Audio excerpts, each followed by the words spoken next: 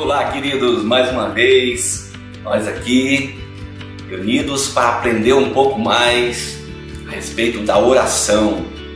Sejam bem-vindos mais uma vez e já quero perguntar para você como é que tem sido as suas experiências aí com a oração. Desejo muito ter testemunhos colocados aí no nosso canal, de vocês compartilharem o resultado daquilo que o Senhor tem feito na vida de cada um de vocês a respeito da oração. Semana passada nós falamos sobre ter um tempo e um lugar específico, sossegado para orar. E no estudo de hoje, o terceiro estudo nosso desse módulo, a gente vai estar falando sobre 3 tipos de oração. E vamos aprender um pouco sobre esses 3 tipos de oração, seja a oração de proteção, a oração de meditação e a oração de adoração. Então, semana passada a gente deixou umas tarefinhas para vocês, quero trabalhar elas aqui de início. Então pedimos para vocês memorizarem o texto de João 4, 23 e 24. O texto diz: mas vem a hora, e já chegou, em que os verdadeiros adoradores adorarão o Pai em espírito e em verdade, porque são esses que o Pai procura para os seus adoradores. Deus é espírito e importa que os seus adoradores o adorem em espírito e em verdade. Então, se você tiver uma Bíblia de estudo, veja as notas de rodapé e certamente você vai aprender um pouco mais sobre esse texto também. Ok? Então,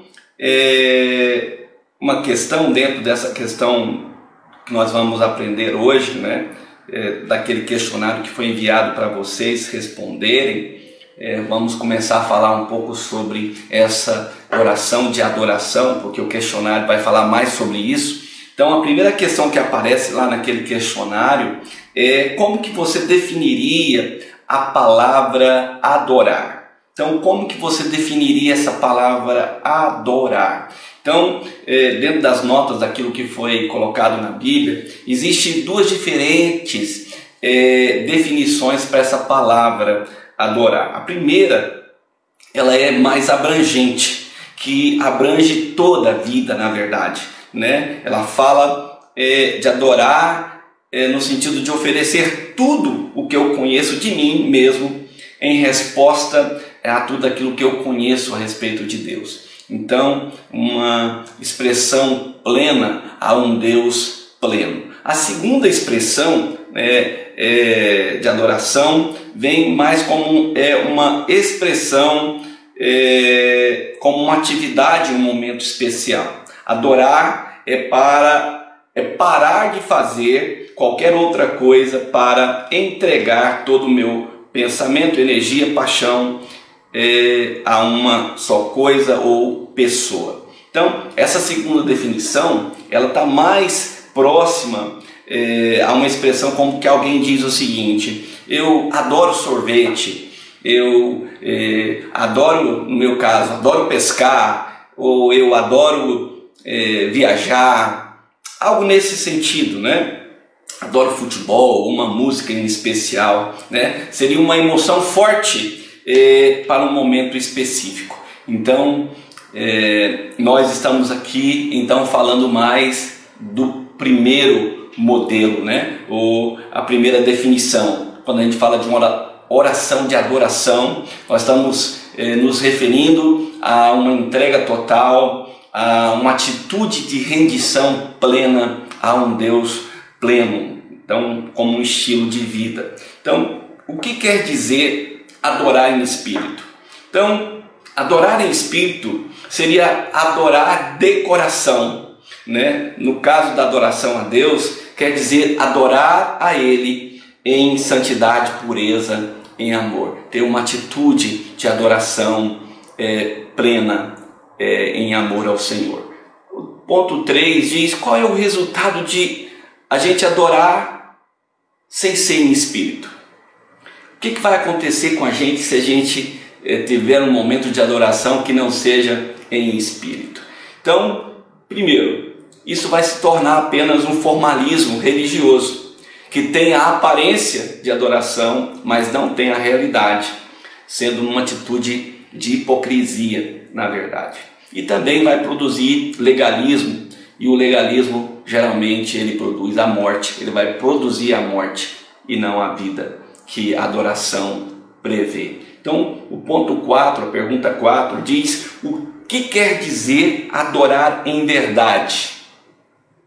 Verdade, ou seja, adorar sem hipocrisia, adorar a Deus pelo que Ele é e também pelo que Ele tem feito. Então, quando a gente pensa na verdade, o antônimo a gente sabe que é mentira. Então, o que seria adorar em verdade? É uma adoração pura, é uma adoração verdadeira, é uma adoração sem máscara. Então, é isso que a Bíblia está dizendo. Qual é o resultado também de se adorar a Deus sem ser uma adoração em verdade? Então, é uma adoração falsa, não é? Que as pessoas começam a fazer. É como se nós criássemos uma imagem segundo a nossa ideia humana de adoração, e isso certamente não vai nos aproximar de Deus, porque tudo aquilo que é falso, tudo aquilo que não é verdadeiro, não vai ter um resultado, porque a gente vai perceber muitas vezes que as pessoas, às vezes a gente, como que a gente entende isso? Existe na prática muitas pessoas religiosas e que são vazias de Deus, mas isso vai acontecer com aquelas pessoas que têm aquele pensamento de expressões, muitas vezes, como o próprio Jesus chama atenção aqui, né? Que a gente leu semana passada sobre a oração, né? Que não é para subir para as praças e ficar levantando as mãos, ou seja, pessoas que querem ser vistas por aquilo que fazem. Então, essa não é a ideia da adoração verdadeira. A adoração verdadeira, ela não prevê ser visto por ninguém, né? Porque ela quer ser vista por Deus. A atitude interna é mais preciosa. Então o ponto 6 diz qual é o significado do Pai estar procurando tais adoradores. Isso indica, querido, que esses adoradores eles são raros, né? E além de ser raros, eles são preciosos e de um valor muito alto para Deus, e por isso Deus está à procura deles. E o ponto 7 diz o que você precisa fazer para que a sua adoração seja segundo o que o Pai está procurando. Essa é uma pergunta de cunho muito pessoal, e eu quero desafiar você a pensar o que eu e você precisamos fazer para que realmente a nossa adoração ela seja aquela que o Senhor está procurando, porque o Senhor está procurando esses adoradores, né? E que o Senhor possa encontrar em nós esses adoradores em nome de Jesus. Amém? O segundo ponto do nosso exercício é exatamente os comentários do capítulo 5 e 6 do livro Jesus Ensina-nos a Orar, da Hope McDonald. Então, nós aprendemos já que o primeiro passo para uma oração vitoriosa é exatamente a gente separar tempo para orar. O segundo passo, junto com esse, é ter um lugar para que a gente possa também orar. E o terceiro passo, é o que a gente vai estar vendo aqui, é a oração de proteção.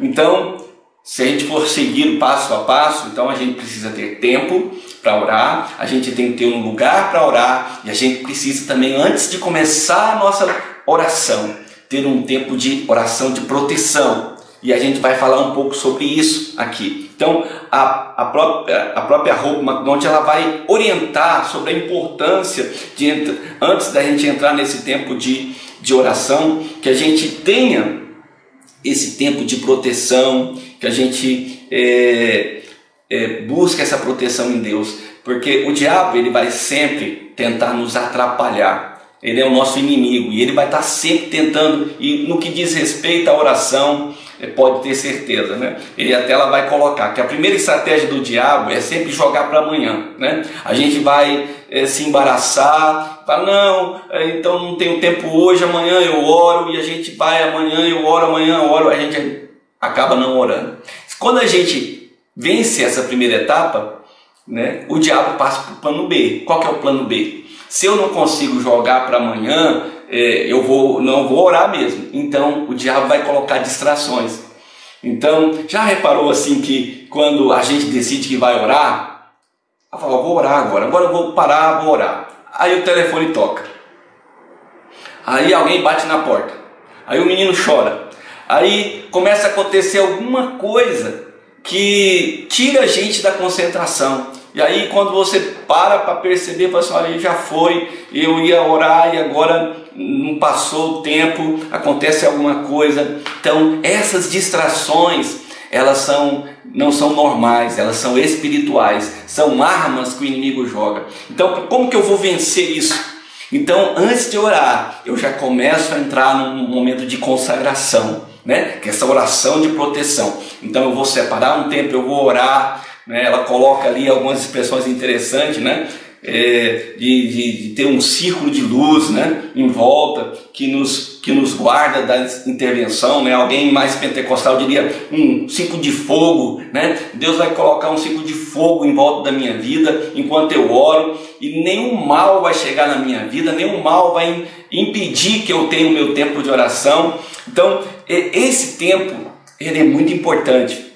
E quando eu defino isso, né, certamente o meu tempo de oração, até para pedir oração por mim, para minha família, clamar ao Senhor pela proteção, por tudo aquilo que está ligado direto ou indiretamente à minha vida. Por isso que Jesus vai dizer lá em Mateus capítulo 26, 41, né, vigiai e orai, para que não entreis em tentação, porque o espírito na verdade está pronto, mas a carne é fraca. Então o próprio Senhor falou sobre essa importância. E na oração que eu enviei para vocês, né, a oração de guerra que foi enviada para vocês, tirada do livro O Adversário. Então, se você deu uma lida, se você estudou essa oração, certamente você vai entender a importância da gente ter esse momento de oração, de proteção, antes do nosso momento de oração, ok? Então no capítulo 6, ela vai falar então do quarto degrau, que seria essa oração de meditação e também de adoração. Então existe muita coisa sendo dita a respeito de meditação, inclusive tem algumas meditações que não tem nada a ver com a questão de Deus, né? Então a gente precisa meditar, mas meditar em quê? Primeiro, nós precisamos meditar na palavra de Deus, né? A palavra de Deus é que tem que ser o alvo da nossa meditação. Lá em Salmos 1, versículo 1 e 2 diz: bem-aventurado o homem que não anda no conselho dos ímpios, não se detém no caminho dos pecadores, nem se assenta na roda dos escarnecedores. Antes o seu prazer está na lei do Senhor, e na sua lei medita dia e noite. Então é a lei do Senhor, é a palavra de Deus que é o nosso alvo. Josué capítulo 1, versículo 8, que é o texto que a gente memorizou, né, diz: não cesse de falar desse livro da lei, antes medita nele dia e noite, para que tenhas cuidado de fazer segundo tudo quanto nele está escrito, então farás prosperar o seu caminho e serás bem sucedido. Então eu preciso meditar, mas meditar na palavra. Eu preciso também meditar nos preceitos de Deus, né? Salmos capítulo 119, versículo 15 diz: meditarei nos teus preceitos e às tuas veredas terei respeito. Então devemos meditar nas obras poderosas do Senhor. Salmos 77, 12 diz: lembro-me dos dias de outrora, penso em todos os teus feitos e considero nas obras das tuas mãos. Eu preciso também meditar, querido, nas obras do Senhor. Então, esse tempo de meditação, de adoração na presença de Deus, irá com certeza, querido, trazer uma realidade espiritual muito poderosa nas nossas vidas. Com certeza, eu preciso entender como é importante a gente ter esse tempo de meditação. A gente anda num tempo tão corrido, a gente vive um tempo tão corrido, que a gente não tem tempo de parar para meditar, para contemplar a glória de Deus, né? Existe uma expressão muito forte que diz, a gente tem a tendência, né, pensa uma coisa, não sei se você já parou, eu tenho esse hábito às vezes, né? Eu gosto muito da natureza, e você parar e começar a contemplar a natureza, né? Um lugar bonito, ou um riacho, um lugar belo, e a gente começa a ver a beleza, e é impossível, querido, a gente não começar a adorar a Deus, é impossível a gente não conectar quando a gente para. Então o desafio para você nessa semana medite, tenha um tempo de meditação em Deus, na presença de Deus, na palavra de Deus, nos feitos de Deus, nas obras de Deus, e com certeza muita coisa poderosa vai acontecer. Para encerrar, eu quero deixar um texto do Salmo 100, e vou ler o Salmo 100 para vocês aqui, encerrando a nossa meditação dessa semana, que diz: celebrai com júbilo ao Senhor todas as terras, servi o Senhor com alegria, apresentai-vos diante dele com cânticos.